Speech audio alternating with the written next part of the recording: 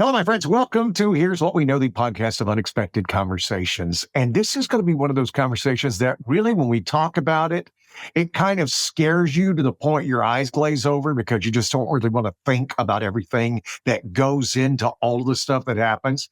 I've got Neal K. Shah, who's with me today, and we're going to discuss a little bit about the healthcare industry and insurance and the wildness that comes from that. Neal, how are you today, buddy? Great. Hey, Gary, I'm doing well. How are you? As I told you, I'm as well as can be expected. Great. So I take it and run from that. This is when you're dealing with this. Now, what's your background? I just want to. Sure. I'm not one of those people about tell me about all your life. No. Yeah. But what's your background that brings you the expertise into what you're doing? Sure. Actually, my background is up until my mid-30s, I was a hedge fund manager in New York. So purely financial analysis background. But I also then suddenly became a caregiver throughout my 30s for my grandfather through dementia, kidney failure, and end-of-life care. And right after he passed, for my wife, 3 years of cancer. Thankfully, she survived and has now been in remission. But that was like 7 or 8 years of majorly stressful, deeply personal caregiving experiences that then led me to leave behind my finance career to focus on improving care. I kind of thought, okay, so many millions of people are becoming caregivers for loved ones going through serious illness, whether it's aging related stuff like dementia or just stuff that could happen to anyone like cancer. And I've been in years and years of support groups while I've cared for my own loved ones. And I just thought the entire care economy was really broken. So after that, in my early 40s, I started an organization called Caregiver, which is now becoming one of the largest care platforms in the country, connecting over 50,000 healthcare students to be caregivers for older adults living with dementia in their communities. So that's been really awesome to see. And then through that work, I also have recently now started Counterforce Health, which is using technology to help people fight health insurance denials. So I'd say that, I've learned healthcare and caregiving, starting with it personally, and then kind of being an innovator in the system after the fact. Well, it's a very interesting background, right? Because, you don't come at it from, as most people do, from the medical background field. Yeah. The fact that you were a hedge fund manager, and all you're thinking about truly is the finances. That's our scoreboard. That's our scoreboard. Yeah. How many billions have I made? Yeah. Right. And you look at it from that way. And then, the good Lord slaps you down and goes, no, we're going to really give you a good insight into what people are doing and where you're just locked into the money. Yeah. Let me tell you where that money goes. Yes. One of the reasons I was fascinated about your situation. And I'm so thrilled that you had the heart to go, I'm going to step away and I'm going to do this because this is what's important. Yeah. I know you worked with people who didn't make that choice. Oh yeah, 100%. And actually sometimes you're oblivious to, because I grew up in a very kind of modest background, so I learned about that industry of the finance industry when I was in college. And I was like, oh, this is an amazing opportunity where I can make a bunch of money and pay off my college loans and be able to help my parents retire. So I was like, I went into it initially just thinking I've never experienced anything like that, and no one in my family has. And then after you're in it and you're good at it, you just kind of stick with it. But then you're right. I think when major life experiences happen to you, it really makes you question, why am I doing what I'm doing? It's just kind of pointless. I hate to say that, not to knock on my hedge fund brethren, but I felt like a lot of the work was not purposeful or meaningful. And then also, why don't I actually direct my energy and talents into doing something that has more purpose and meaning and can actually help other people? So yeah, it's been an awesome midlife crisis almost, of shifting, where you spend your time and energy. So while I'm not thrilled that all this happened, I'm kind of in one way glad that it did, because it I didn't want to look back on my life and just think I wasted it. I'm thrilled that you figured out what you value. Yeah. Right? Because that's what it boils down to. Yeah. And you figured out, this is what I value. I can value making money, or I can value owning a yacht. Yeah. And when you had this situation happen and with your grandfather and Alzheimer's, and that's something we all fear, according to the research.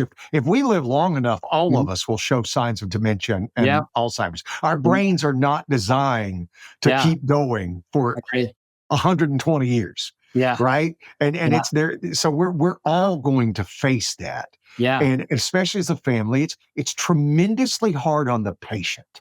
Yes. But you know as well as I do how much harder it is on the family, Oh, yeah. right? Because Yeah. because honestly, it's like why a sick child breaks your heart Yeah. because they don't know they're sick, Yeah.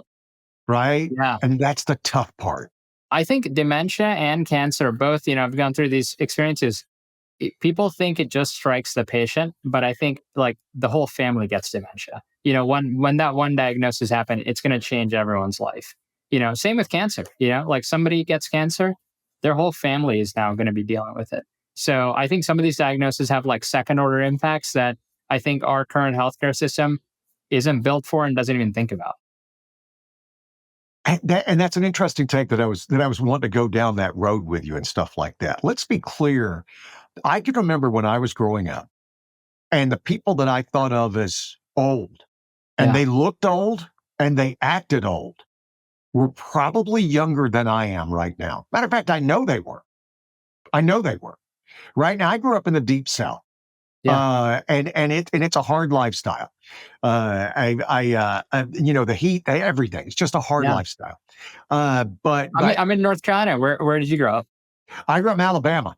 Oh, wow. Yeah, Okay. that's Yeah. why I'll be wearing my Wow. Roll Tide Nice. stuff if you're watching the Nice. video of it. Nice. Roll Tide. But my son's got to go home with me just Yeah. recently because they'd never been to where Dad was from, and Oh, we wow. step off the plane, and my son goes, "Wow, the air's heavy," right? Because we went in Yeah. the summer in Alabama, and Yeah. I got to go to my high school reunion, my Yeah. 45th high school reunion, Oh, wow. and my son goes, "Dad, you went to school with those people," and I'm like, "Yeah." I Yeah. said, "Why?" He goes, "Because some of them were really old." And I Yeah. said, "First of all, did you just give me a backhanded compliment? Was that what happened?" And second of all, I said, "Yeah, it's very hard to live there.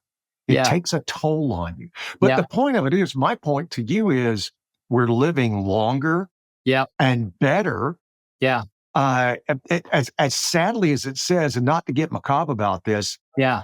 suicide rates are on the rise, right? And they have Yeah. been, not only because all of the outside pressures, but because we're living longer. Yeah. And we never Yeah. talk about that.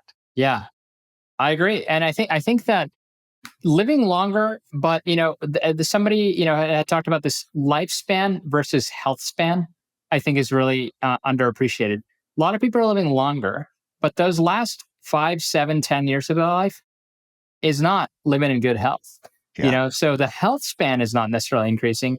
And then that just means now it's a big challenge for society because you have a growing number of people who are going to need somebody to effectively full time look after them for 5 to 10 years of their lives. And that happens to be one of our biggest, if not the biggest population cohort in the society right now, the baby boomer generation, who are the older end of that are turning 80. 1945 when World War II ended, plus 80 equals 2025. So, and that's the oldest of the baby boomers, right? So you kind of go through the next 5 years of our society. By 2030, a lot of baby boomers will be hitting 80. And usually 80 is like that kind of range where, physical frailty increases, cognitive decline risk. I think if you're lucky enough to live to 80, 1/3 chance you get dementia. So that's going to be creating a big pressure on all our society of who's going to care for all these people. And our healthcare system is not set up for that. In our And I literally, I play golf. I'll go out and go out as a single. And I just happened this week, I went out and played. And I played with an 86-year-old, an 84-year-old, an 82-year-old. And wow, they were all in great shape, amazing, and they amazing. all hit the ball better than me, and I Yeah, hated each and every one of them, and wow. wished boils on the bottom of their feet for all of them. But you're seeing this, and it's not uncommon. I played golf last year with a 94-year-old man, and he Wow, played golf. He wasn't just wow. tottering; he played golf. And so you're seeing this, and the other side of this that we don't Yeah, talk about is our birth rates are going down. yeah, We don't have the kids who are paying in and taking care and yeah, stuff yeah. because By 2030, there's going to be more above 65 than below 18, right? we've First convinced time in history. generations that having Yeah, kids is either selfish, yeah, or you're ruining the planet, yeah, or it's hard. yeah. or, you Yeah. deserve to live your life selfishly. And, Yeah. and I think what you learned Yeah. during that Yeah. transformative years for you Yeah. is that, no, you Yeah. don't. Yeah. There goes the way of ruin there. Yeah. And when you and talk about putting an even a bigger burden on the insurance industry, Yeah. because they have their faults. I Yeah. know, but we Yeah. don't think about the things that they do. When all Yeah. of a sudden you're expected to pay for everything and there's no family involvement because they never had kids. Yeah. Yeah. No, you're right. I think this is going to become a big. It's going to become a big societal issue. I think over the next 5 to 10 years, I think we're going to realize the flaws of like a lot of the policies that we've done, and sometimes the flaw, hits you 20, 30 years later. So I think you're right. I think we're about to head into a difficult challenge, and I think to your point about insurance, like most people's healthcare consumption significantly accelerates in their later years of their life, and we're about to have a tremendous amount of 70, 75, 80 year olds need a lot of healthcare. We're heading into that crisis with a completely broken healthcare and health insurance system. Look at the government shutdown, right? It's over a health insurance fight. By the way, how ironic. The government is shut down because people are debating whether or not we should be giving more taxpayer funded subsidies to health insurance companies. It's kind of interesting. Like, if you kind of think about the nuance of that, it's like, why are health insurance companies reliant on government subsidies? No one's asking that. Yeah. But I think that's kind of an interesting question. But yeah, I think that this is going to become a key point because our healthcare system is consuming 20% of our GDP, $5 trillion a year, and we haven't even hit the aging crisis yet. So what's it going to what's going to be 3 years from now? 8 trillion, 10 trillion, with all these people getting older, and how are we going to pay for that? So I think ultimately it's going to become a big financing issue. Well, and it is. It boils Yeah. down to the numbers. Now, that's why I said it's so interesting about your background in the hedge fund, Yeah. right? Because it does turn into that. As Yeah. bad as we want to keep the heart, we want to keep the values. I talked about it earlier, Yeah. but you also want to look at the pragmatic side. Yeah. As I tell my sons all the time, there is no free. If Yeah. I hand you a sandwich and don't charge you for it, Yep. it's free to you, but it wasn't free to me, Yeah. right? Yeah. It wasn't free to the Yeah. suppliers of everything else. Yeah. And so we have to figure out, I think we need both sides. I mean, all the sides of political Yeah. persuasion. You Yeah. need you need the aspiration, and you Yep. also need the practicality. Yeah. One without the other, Yeah. is also a recipe for disaster too. Yeah. Yeah. No, I totally agree. And I'm glad you brought up the free point because I think that's like actually kind of like an interesting thing. The healthcare system and the health insurance system, it's so convoluted in where the money's going that a lot of things are assumed to be free or cheap or whatever. It's really because somebody else is paying. And then who that somebody is often is unknown. And sadly, oftentimes it's taxpayer and government, So I think and then people don't even know that that's where their tax dollars are going. So yeah, I think it's going to be a big challenge. I think that one of the kind of biggest breaks in the healthcare system, in my personal opinion, is the government is the biggest funder of healthcare through private for-profit health insurance companies who are then completely unregulated, denying people's claims. So I think whether that's happening through Medicare Advantage plans or through the ACA Obamacare plans, I think it's kind of like surprising. Like 100 million plus Americans are on, if you take Medicare, Medicare Advantage, or ACA, and they're like not realizing that their own tax money is going into this. And then on the back end, when they need help, when they have cancer, when they have something, oh, claim denied. People are confused of like, oh, why is that? And then the finance explanation for the health insurance companies is, well, I can only pay out so much because I need to survive. But then the math on it is, well, health insurance profits are sky high. So is it really survival or is it just kind of profit management? So I think it's a really interesting philosophical discussion. And the more I kind of go down the rabbit hole, the more I just think we should go away from an insurance model at all and just go to kind of direct pay. It's kind of Really, it's like, bear that out for me. Explain that a little bit more to me, because again, yeah, insurance. You and I were talking before we went on the air. It's scary. It's yeah, scary. It's all the things, right? yeah, And we were worried if we scare it, we file a claim, they're going to cancel us, and goes up from there. I yeah, mean, what you mean by what you just said? yeah, yeah, sure. So so I did this analysis and I actually wrote a book about it called Insured to Death. And really the subtitle is how health insurance screws over Americans and how we take it back. And, a lot of the research was around what I view as an escalating denials of claims. So last year, about 5 billion healthcare claims were made in the country and 850 million of them were denied. So almost 20%. You go specialty by specialty, neurology, about 22% denials. Orthopedics, like 18% denials. Oncology, 17%. But believe it or not, so in cancer care, 17% of all the claims made were denied. So this is like a now crisis. And by the way, if you look at these numbers about 15 years ago, they're around like 1 to 2%. So claim denials have 10x in the last 15 years.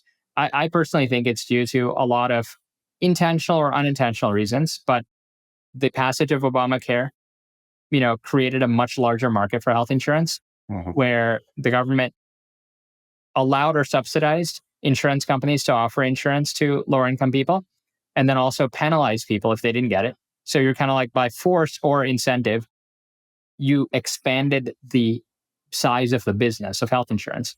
At the same time, a lot of insurance companies then saw that and then just like did a series of mergers to consolidate power. So now we have monsters companies like United Health, which is like a mergers of 2,700 different subsidiaries, right? And almost controls the market. And a couple other players like Aetna, which I believe owns CVS, Pharmacy Now, Humana, et cetera, Cigna. I think there's 3 or 4 big players that control effectively the insurance market. So you have this kind of thing where the government forced the industry to get bigger and then sat idly by while there was a massive concentration of power and mergers. And then, of course, the insurers, you almost can't blame them in a way because they're just kind of like operating for their own shareholder interests. They were like, well, I can now use denials of claims as a profit, margin tactic. And there's no penalty if you deny. Even if it's later overturned, there's still no penalty. So denial rates went through the roof. And I think that it kind of hit a boiling point over the last year, with the Luigi Mangione shooting, not really the event itself, but all of the reaction of the population. I think then was kind of like a wake-up call where people started coming out of the woodwork saying, hey, my $20,000 cancer surgery was denied. What's up with that? And then somebody else was like, oh, I needed a hip replacement and that was denied. So I think as people like kind of related to the event, then I think it created kind of a dialogue in society that why are we paying into this thing? And then when we need it, it's being denied. And is that the best way to do it? So my personal kind of conclusion on that is like, if there was a true free market where there are like hundreds of insurance companies competing for your business, the denial rates wouldn't be this high because you simply just cancel and go to the next guy.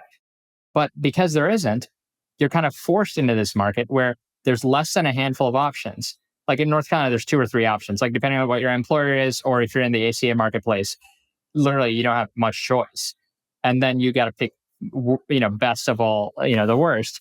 So there aren't that many options. And because there's no kind of like regulation or accountability or transparency of what you're getting, you have this broken market that it's not cheap. Our country is spending trillions of dollars on this, but we're not getting good outcomes. So I did a lot of research in my book on what models actually work. And what I found is actually in Singapore is the best model, and it's direct pay. Direct pay, no insurance company, no nothing. People fund their own HSAs. Lower income people and senior citizens, government funds HSAs, right? Just through taxpayer money. Yeah. You buy your own care directly. And then a portion of those HSAs every year goes into a catastrophic fund. And then if you have a major event happen that is beyond what your HSA can pay, like cancer or whatever, that fund pays it out. Interestingly enough, I did this math when my wife went through years of cancer, that at that point we were in our mid 30s and we'd both been paying in insurance, since 22 or, whatever, 23 when we'd been working. If all that insurance premiums that either I had paid or employer had paid, and same with my wife, all that had gone into HSAs, we would have paid for our entire cancer treatment through that and still had probably 100,000 left over. Wow. It's crazy. Yeah. So that's the dark side of it. And yet we paid all those premiums in insurance. And when she got sick, we had to fight denials and we had to pay a bunch of stuff out of pocket because they wouldn't pay it. So that's, in my opinion, the entire sham of kind of the industry is that it's not that you're getting free coverage, right? Whether your employer pays or you pay, and the dollars look small. If all those dollars were just accumulating in an account, let alone if they were invested in the stock market or whatever, right? I'm just talking about just flat, no interest, no nothing.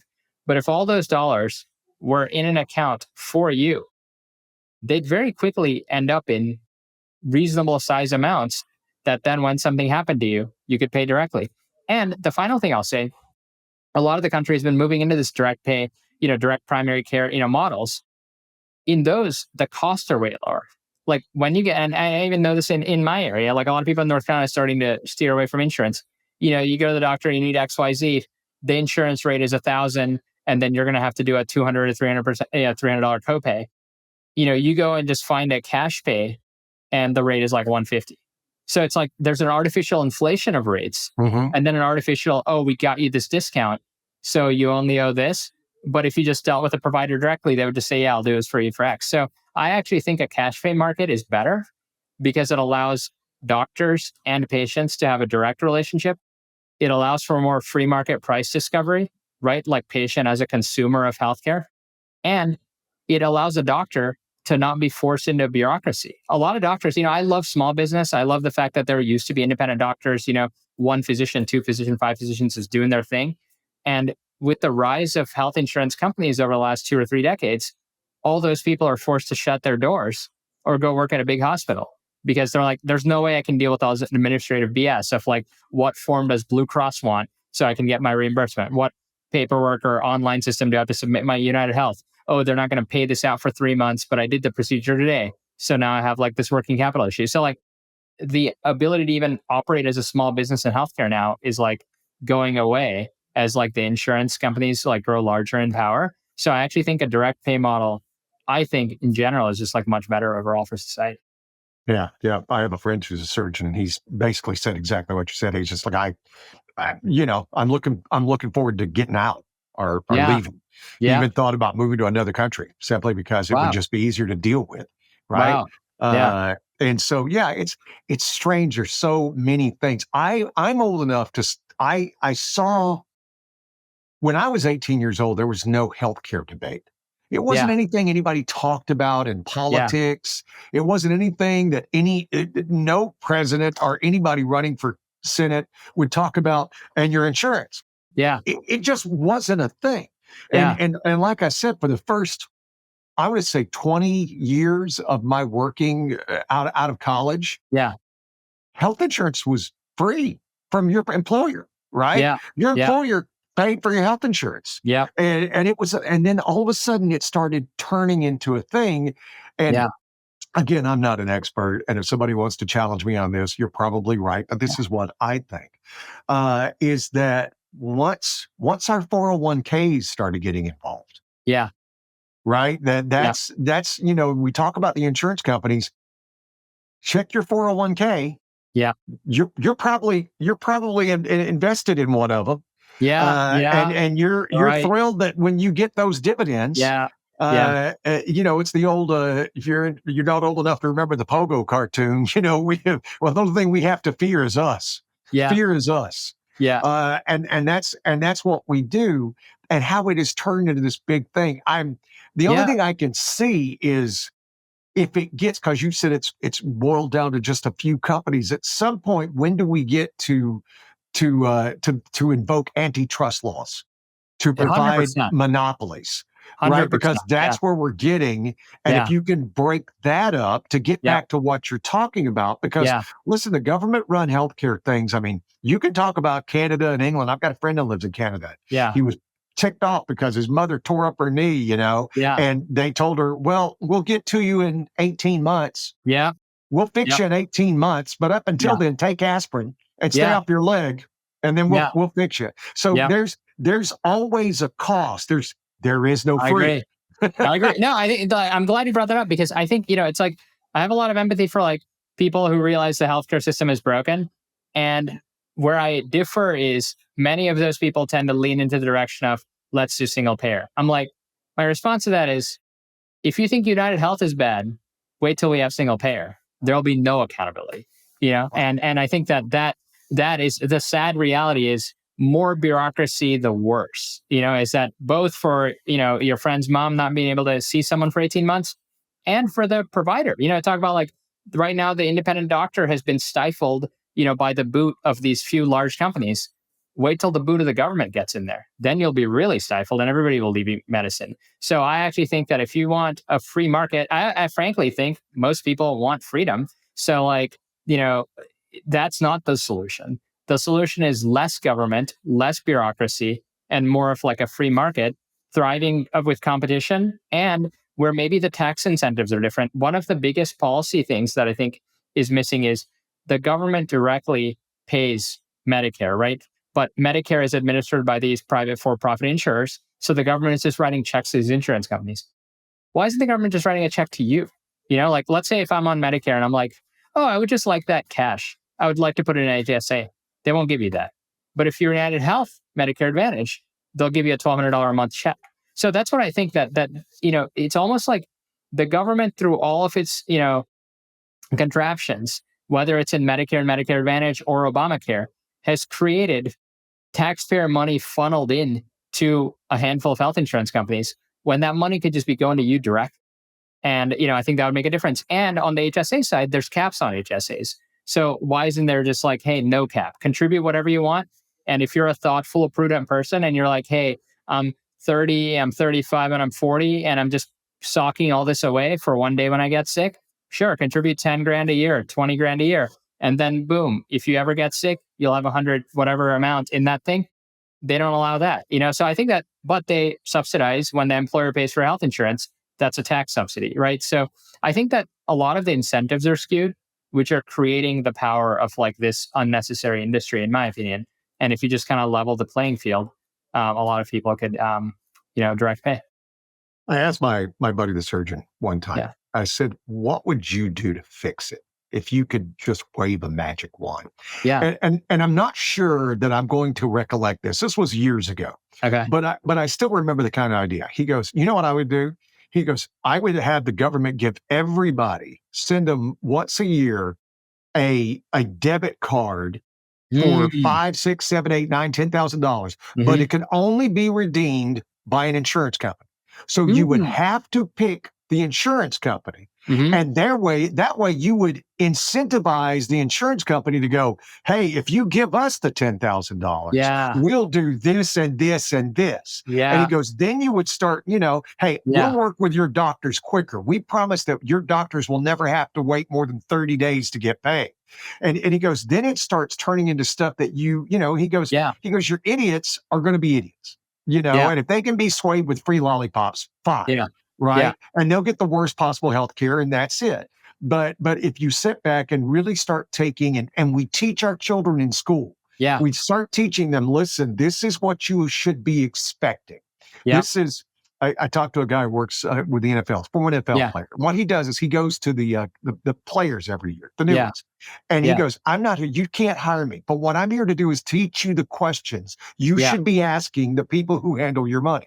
So why couldn't we have that conversation in school where we go, listen, here's your debit card. When you shop for insurance, these are the questions you should ask that should be important to you. And I always thought, wow, that's a lot better than what I got. Your answer is a lot better than what I thought of. Yeah.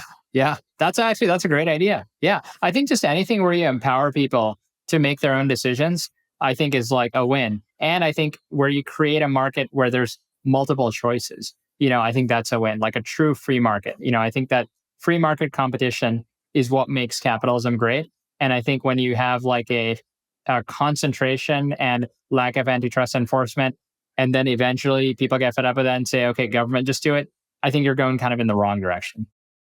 Yeah, there's things the government does well, but it's like any entity. And there's things that they don't do well. Yeah. Right. And that's there's things I do well, and there's things I don't do well. It's not a criticism of anybody's politics or policy.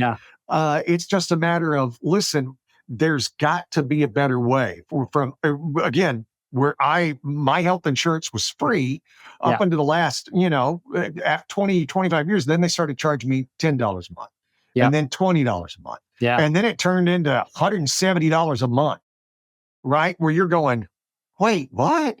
Yeah. And again, when you're young enough, and again, you're trying to pay, and for the Yeah. insurance company, it's like, listen, we take all that money and then we pay for who's sick now. Yeah. Not and for you folks who aren't sick, yay. But Yeah. you want to be there when, you want that Yeah. plot there when you get sick. Yeah. And then the scandal Yeah. of being denied. Yeah. And it is. There Yeah. should be some ombudsman who is There should be. Yeah.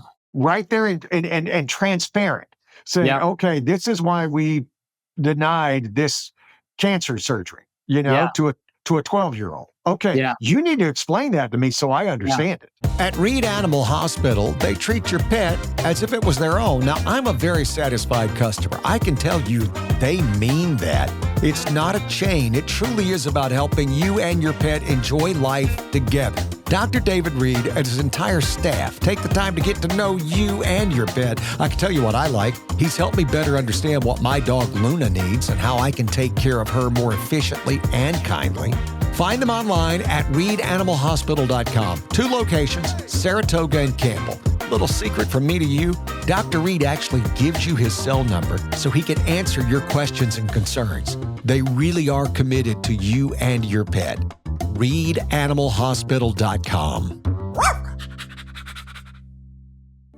Let's talk about the inevitable. End of life. Once I leave this earth, I can't do anything for my loved ones, but I've just learned by pre-planning a funeral or cemetery in advance takes the guesswork out when death occurs suddenly and your mind is clouded with grief. Dignity Memorial can help. My friend Tina Skurla pre-plans funeral and cemetery arrangements so loved ones don't have to. They're North America's largest provider of funeral, cremation, and cemetery services. They're dedicated to getting every detail right, and they do that by listening to you. I know it's a hard subject, but I also know we all see the sense and value of what Dignity Memorial does. Use the promo code Gary to get 25% off at Willow Glen Funeral Home. Reach out to my friend Tina Skurla today. She's committed to helping families not go through the tragedy of loss alone. Click on the link, use the promo code Gary, or email her at dmppa.tinaskurla.com or call 408-398-7050. And there isn't. And I think that's kind of like the interesting thing of like, which has really like motivated a lot of our work is when people have denials, 99% of patients are not appealing. So they're just saying, oh, they denied it. 99%? Yeah. Believe it or not, it's crazy. Most people view the denial as a arbitration of like, this is the verdict that's handed down to me. I'm either not going to get the care, or if it's something that happened post care, they're like, I'm going to have to pay the bill, or I'm going to have to let it go to collections. Or people are like, okay, if it's prior auth, I'm going to have to pay out of pocket. Most people approach it that way. But critically, of the 1% of people that appeal, almost half of them are winning. Baseline, like just writing any kind of sort of letter and putting in 1 or 2 pieces of documentation. So I thought that's where I kind of like I pivoted a lot of my work over the last year, where I saw this is a massive opportunity to build technology for people, because we can get people like the dream and what we're trying to build at Counterforce Health is, how can I make this as easy for you as 1 click for you as Amazon has made for if you need a phone charger, 1 click, it's here tomorrow, right? So we want to 1 click the appeal process. So we made a fairly sophisticated AI system where if you got a claim denied, you can come to our site, counterforcehealth.org, upload your denial letter. Ideally, if you have any other background information like your insurance policy or any other relevant records from your physician, you could upload all that. And in 1 click, in less than 2 minutes, for free, you get an appeal letter that is extremely robust, research back, has access to the latest medical journals, and is often 8 to 12 pages. And that then you can take and send off to your insurance company and appeal to get the care. So far, a lot of people are reporting like 73% win rate from what we're seeing. And more importantly, a lot of people are appealing that otherwise wouldn't appeal. And we're like empowering people to appeal, because doing this manually, it would be like if you had a brother that's a doctor who sat with you for 8 hours and found all the citations and wrote it for you. Most people just don't have the time. A lot of people are asking their doctors to appeal, and the doctor's still losing the appeal because doctors try and knock this out in like 15, 20 minutes, and they don't have the time. So this I thought was a great use case where like you could build technology to make the social impact. And then we approached University of Pennsylvania and National Institutes of Health, who were like running an AI like innovation fund, and we're like, hey, this is a cool AI we can build to help people. And that thing was around helping older adults, 65 plus. So we applied and we got a big grant from them. And then we're like, okay, if we get the grant, we can just give this free to a lot of people. So that's been kind of the innovation that we built. Well, I mean, that is the best case scenario for AI because AI scares us. But Yeah. that right Yeah. there, when you talk about it truly freeing you up, that's what Yeah. you hope for, Yeah. right? That you can help me write that letter and give me the, let's be frank, give Yeah. me the data that their AI will Yes. read Yes. because that's Yep. what's happening. You know they have AI, right? Yeah, Yeah. and Like, if you don't have it, their you're AI losing. is looking for the code words that it'll just Yep. deny, deny, Yep. denied, because it's amazing what happens. We all know when you Yeah. talk to a human. Yeah. I literally have a discrepancy with my AT&T bill. Right, the Yep. AI is the worst AI in the world. Yeah. I was on it for 15 minutes. When I finally got through to a human, it took the person, I don't know, 45 seconds. Yeah. Yeah. Right. Yep. And so getting that and what you're doing and then that grant being able to offer it for free. Listen, we Yeah. will have links on this episode Oh, to thank you. Counterforce. Yeah. So you can click on that. That is fascinating. Thank you. 99% Yeah. just go, oh, well, and you just give up. And you found, I'm sure, as anybody who's really had to go through the healthcare industry, and Yeah. this is not a knock on you healthcare providers. I'm Yeah. talking about the people who are in the trenches, who are Yeah. doing what it is, because I work with those people all the time. I do a Yeah. lot of stuff with them. And I know the psychological and physical toll it takes on you. Yeah. My family, I have a number of nurses in my family.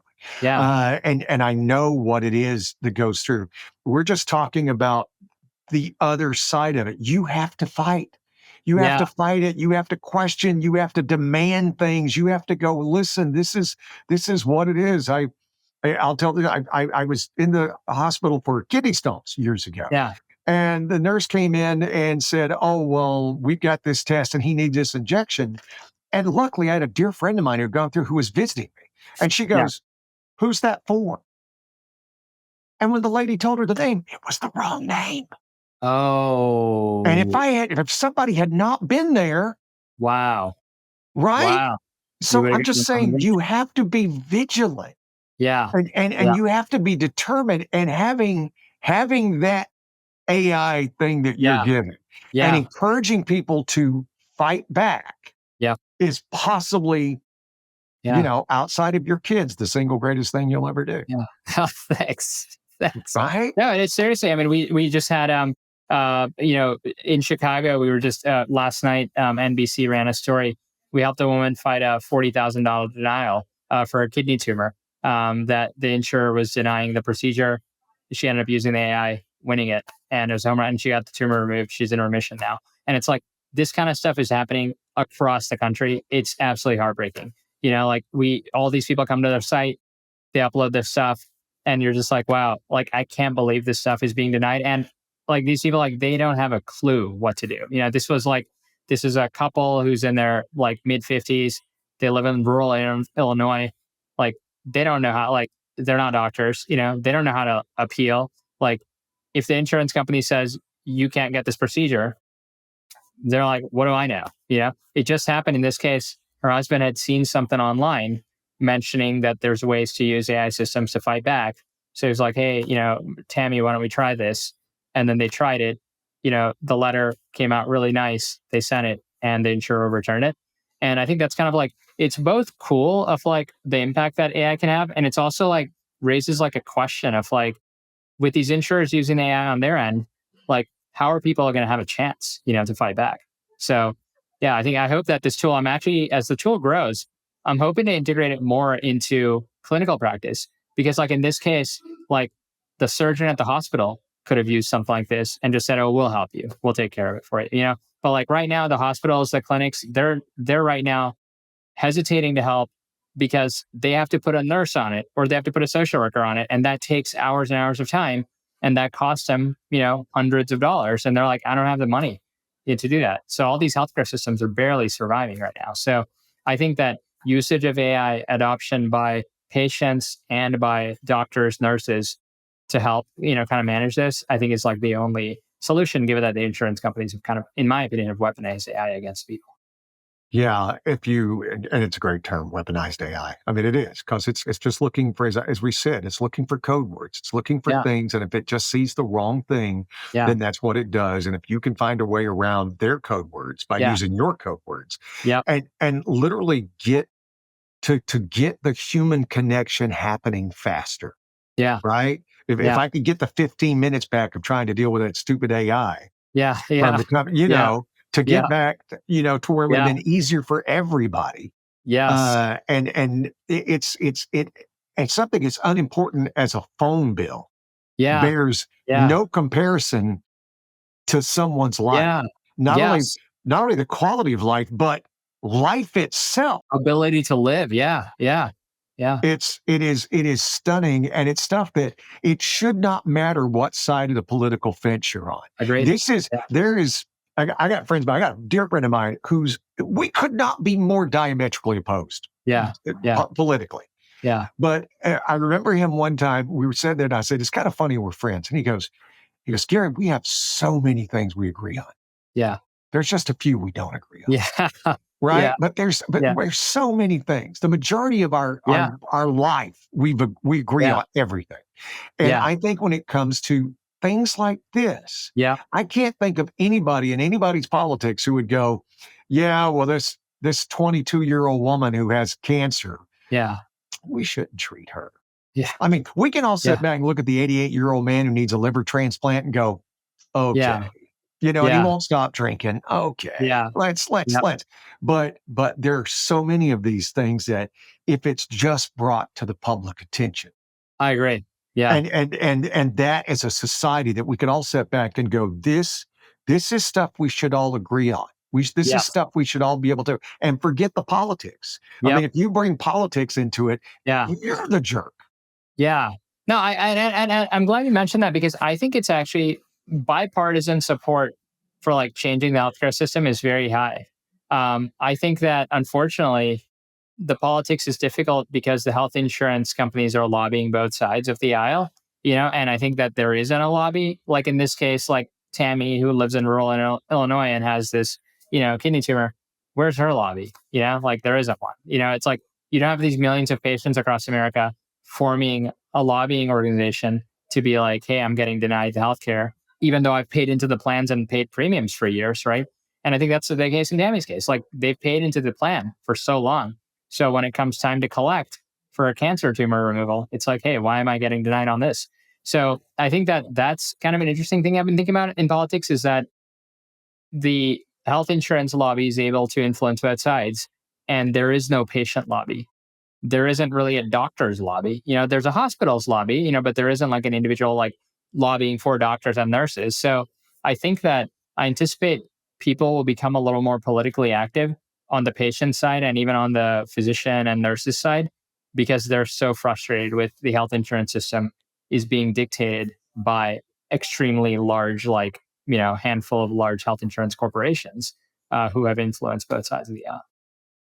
Well, the main thing I try to teach my kids, right, boils down, I always tell them this, boils down to two words: pay attention.